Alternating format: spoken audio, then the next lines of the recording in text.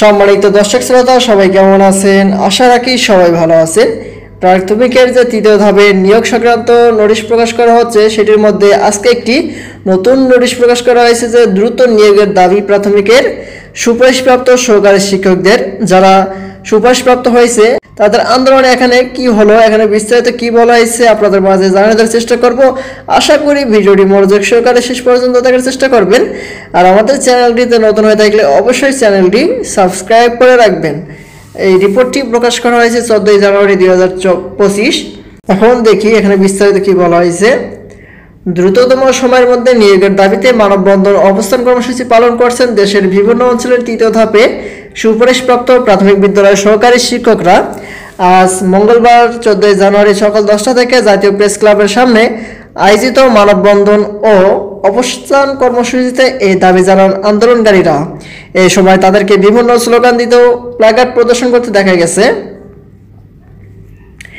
মানববন্ধনে বক্তারা বলেন, সরকারি প্রাথমিক বিদ্যালয়ের সহকারী শিক্ষক নিয়োগ 2023-এর তৃতীয় ধাপে 6531 জন সুপারিশপ্রাপ্ত হয়েছেন। এখানে 6531 জন সুপারিশপ্রাপ্ত হয়েছে, অথচ তারা এখনও নিয়োগ পাননি। প্রাথমিক সহকারী শিক্ষক নিয়োগ বিজ্ঞপ্তি 3টি ধাপে দেওয়া হয়েছিল।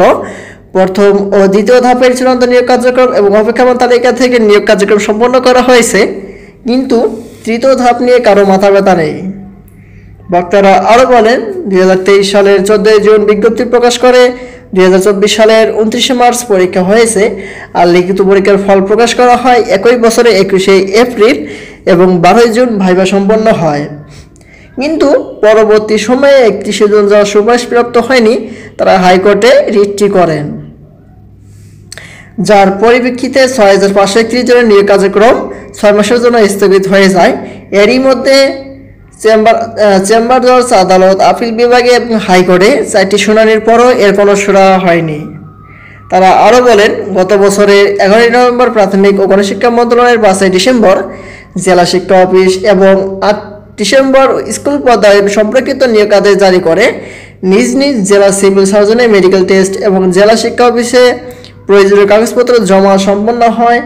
অনেক জেলার কিছু কিছু উপজেলার চূড়ান্ত সুপারিশপ্রাপ্তরা যোগদানপত্র হাতে পেয়েছেন, কিন্তু চূড়ান্ত সুপারিশপ্রাপ্ত হওয়ার পরও যোগদান করতে না পেরে 6531 জন শিক্ষক পরিবার নিয়ে মানবেতর জীবনযাপন করছেন।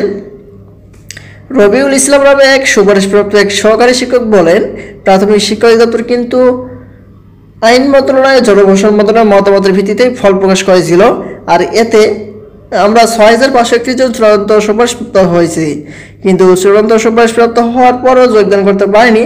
আমরা চাই দ্রুত আমাদের নিয়োগের ব্যবস্থা করা হোক।